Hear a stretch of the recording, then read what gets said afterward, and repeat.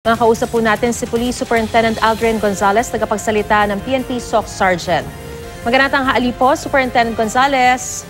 Yes, ma'am. Magandang tanghali po at lahat ng inyong taga-subaybay. Magandang tanghali po.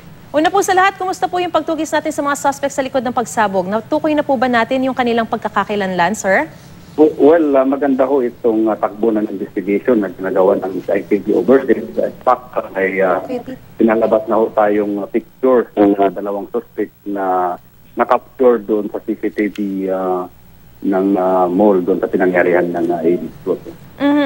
Ito pong inilabas niyong litrato ng dalawang suspect. Ano po ang ito po ay base doon sa CCTV po, ano? Yes, ma'am. Based doon sa actions nila po doon sa nakaptured na CCTV footage and sinuri mabuti ng mga investigators natin at doon nakita yung actions nila at makakonfirm na sila po yung may kagagawa. No? Paano po natin nakumpirma na sila po ay miyembro ng Daula Islamiyah? Well, wala pa tayong pinapalabas na specific group, ma'am. I-clear lang ho natin yan and for now, ito lang ho, yung mukha lang nila ang pinalabas muna kasi nga based doon sa actions nila na nakita doon sa CCTV footage. Pero I understand, sir, merong kalahating milyong pisong patong daw sa ulo itong dalawang suspect na miyembro umano ng Daula Islamiyah.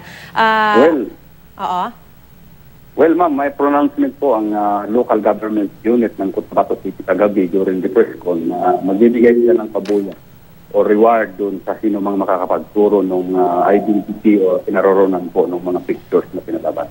Oo. Sir, nung nakausap po kasi namin si PNP Chief Director General Oscar Albayalde a few days back, binanggit po niya na meron daw koneksyon sa BIFF itong grupong ito. Natukoy na ba natin kung talagang may koneksyon itong sinasabing Daula Islamiyah kung sakasakaling taga doon nga sila dito sa BIFF? Ma'am, kinu-consider lahat yung mga grupo na yun. At as of now, hintay lang natin yung official findings ng investigation ng IPG Southeast at doon tayo magbe-base kung ano talaga yung specific na grupo dito at ano yung pinakamotive po. Alright. Ito po ay nangyari sa kabila ng pagkakaroon po ng martial law sa buong Mindanao. Ano po ang reaksyon nyo rito, sir? Yes, ma'am. Totoo po yan. And sa part din namin, siguro kung wala yung martial law, mas marami pa yung nangyayaring katintulad nito. Kasi based sa mga previous years na wala pang martial law na dito, talagang marami hong mga klaseng incident yung nangyayari. But nung nag-martial law, so, nalike-explain, tulong ko itong pagdidikta ng pagkalos. Kung hindi man natin yung pagkakaroon ng criminality success, bumaba ko at pimal. Meron po kasing nangangamba na baka posible may connection din to sa ISIS, ano? At yung iba, sinasabi rin nila na baka mamaya mangyari uli yung nangyari sa Marawi. Yes, ma'am. Yun ang tinitignan ng IPG Southeast ngayon. Sabi ko nga, kino-considered ho lahat yung pwedeng magiging anggulo at pwedeng maging motibo. Hintayin na lang ho natin yung official findings ng investigation ng IPG Southeast at yun yung officially ipapalabas natin na findings.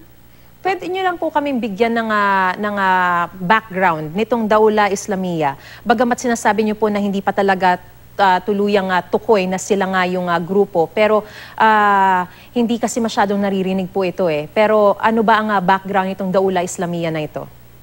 Yes, isa ito sa mga grupo na sinasabing connected or ISIS-inspired group.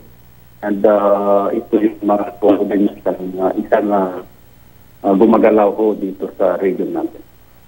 May nagsasabi po kasi na posibleng paghihiganti raw ito dahil sa higpit, kumbaga, dun ng seguridad dun sa area. Tapos ito yung nakalusot nga sila at posibleng paghihiganti ang isa sa mga motibo. Ano po ba ang talagang nananaig? Bagamat I understand, sir, na nasa proseso pa kayo ng pagtukoy sa talagang motibo sa pagpapasabog. Pero ano ba sa ngayon ang nananaig na dahilan o anggulo o motibo dito sa pagpapasabog na ito? Yes, ma'am. Isa ho yan. Nasa titignan natin. In fact, ang tinitignan na mga anggulo dito is yung retaliation.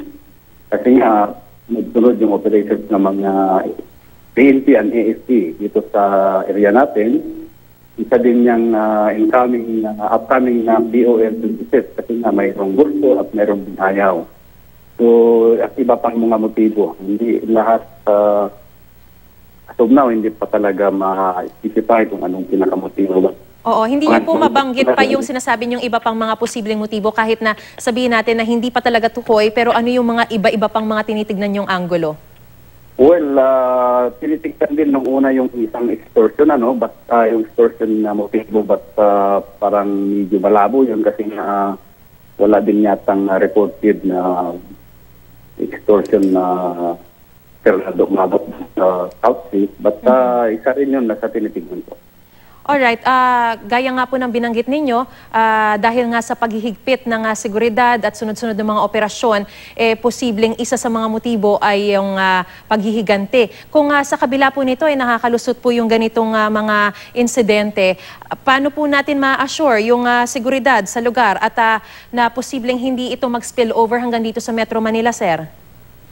Yes, ma'am. Right after the incident, nag-utos po ang ating regional director in coordination with the AFP and other law enforcement agencies na mas paigtingin pa yung pinaigting monitoring dito sa area, like itong pagsasagawa ng checkpoint, inter-monitoring, and in coordination with the other law enforcement agencies. And of course, hinihingi namin yung tulong ng mga mamamayan kasi nga hindi po kami magiging effective sa pagtupad ng aming tungkulin kung wala pong cooperation ng mga mamamayan.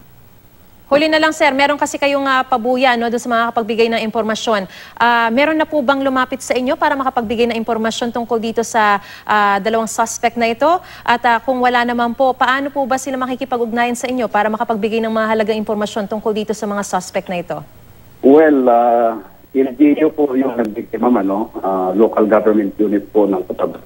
And sa sino mang makakapagbigay informasyon